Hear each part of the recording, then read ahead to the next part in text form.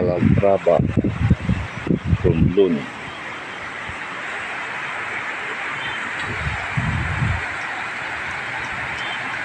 Sa dulo nun ay Romblon.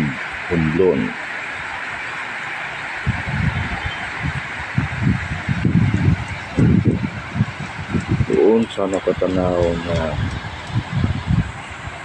kabundukan, yun ay Marinduque.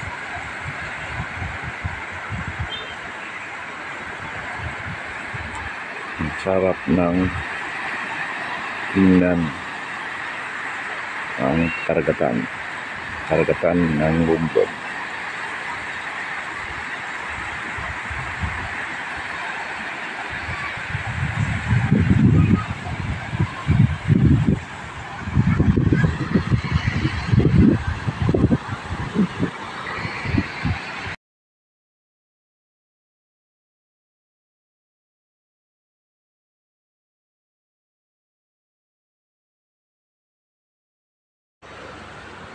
Hindi ang pupuntahan natin ang katahimikan ng Romblon.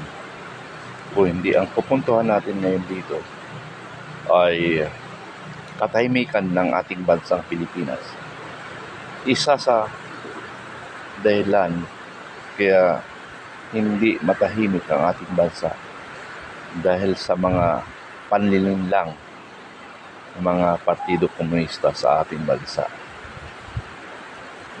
Yun ang sumira sa katahimikan ng ating bansang Pilipinas. Pumasok kasi ang Communist Party of the Philippines sa Pilipinas. At ang turo dyan, para tayo ay magwagi o para magwagi ang communism sa bansa, ay sinasabi na to drain the economy of its country o ang ating bansa. So, paano nila ma-drain? So, maraming paraan para bumaksak ang ating bansa. Isa ng halimbawa, ang ating yung administrasyon ni President Marcos Sr. na gusto nilang pabagsakin. Ngunit, hindi nila nagawang pabagsakin ang Pilipinas dahil iniisip pa lang nila, alam na ng dating Pangulong Marcos Sr. na gano'n ang gawin niya. Kaya nga binagsak ang Marcelo. Tapos ngayon, ikinukunik nila ang junior at senior para pabagsakin naman ang Marcos. Wala na maniniwala sa inyo. Dahil kayo ay mga sinungaling. Mga sinungaling yung mga partido komunista. Makapagsalita lang sa harap ng kamera, wala na silang pakialam. Pero ang hindi na alam, ang karamihang Pilipino ay pinagtatawanan na lang sila.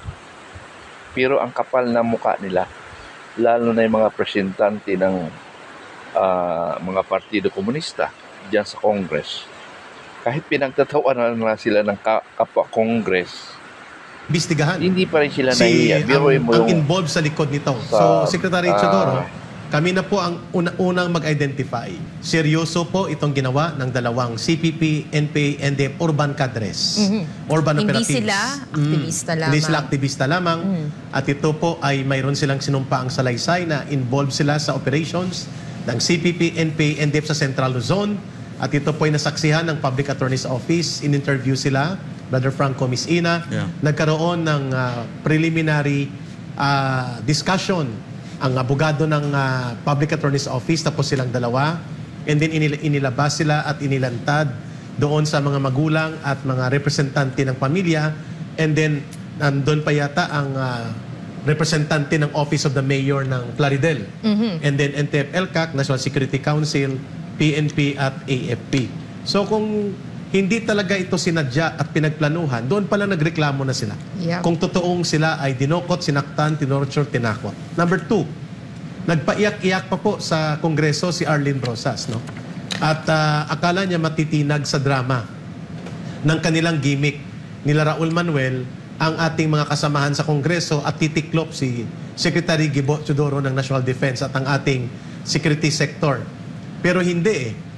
Ang binabanggit ni Secretary Teodoro kanina, Miss Ina, Brother Franco, mga kababayan, kailangang imbestigahan ang involved sa likod nito. So, Secretary Teodoro, kami na po ang unang mag-identify. Lumalabas po na ang orchestration, direksyon, at conspiracy ay pinasimulan po nila Arlene Rosas, nila Zarate, at nila Raul Manuel. Bakit? Una, bago po malantad ang itong issue na ito, nag-privilege speech si Raul Manuel. At itinuro niya na dinukot ng military, ng NTF-ELCAC at ng police. Itong ng AFP, itong dalawa, si Tamano at saka si Castro. Wala pa siyang investigation nakuha niya lang sa Facebook post at saka tinawagan siguro sila na mga kasamahan nila sa Central Luzon. Blank sheet of paper produced by an organization or institution para matrace talaga ang gagamitan ng bawat piso o bawat sentimo. Kaya Mr. Speaker, we really need to set a higher standard sa paggamit ng pondo ng bayan. Kaya patuloy ang ating panawagan na dapat ang mga confidential funds at the minimum nga ay transparent talaga and maximum, Mr. Speaker, kung hindi naman talaga kailangan, dapat wala ng confidential fund ang mga ahensya. Yun na lang, Mr. Speaker. Thank you. Mr. Speaker, Your Honor, tama po kayo doon. Palitan natin yung 2015 Circular -01 para ilagay doon in toto or talagang klaruhin na, itong expenditure na ito may resibo. Kasi binasa ko po yon while I was governor, optional po yon, but you have to liquidate.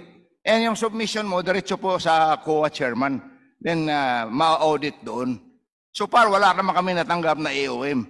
So, Mr. Speaker, kung kailangan talagang lahat ng panggagastos ng confidential funds ay dapat maresibuhan, we so state in the joint circular, we call for the DILG and the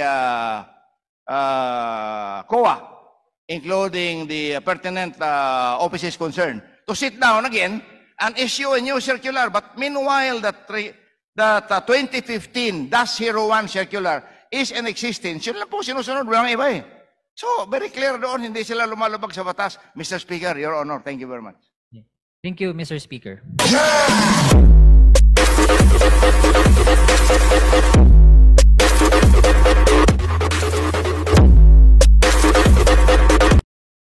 Grab driver just... Ninyo, narinig nyo yung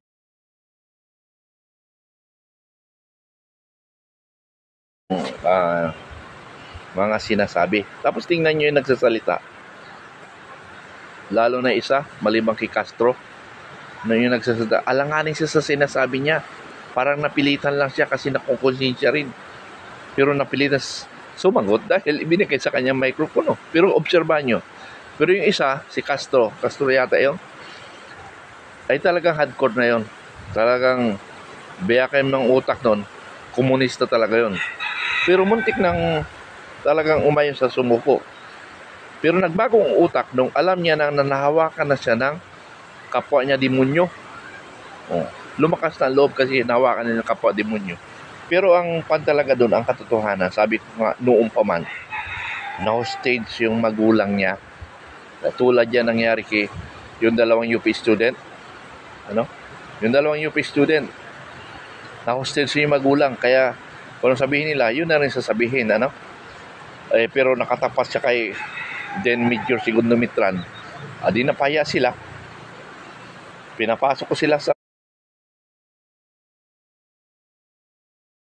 kampo. More or less 50 head sila. Kuno, mga human rights advocate. May kasama raw si HR. Mga UP Diliman student. May foreigners pa. Ang salubong ko sa kanila, Sir, ma'am, tinanggap ko kayo sa aking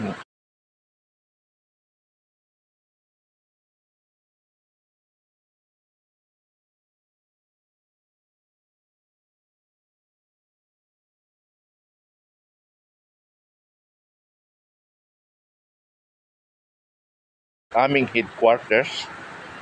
Kung kayo ay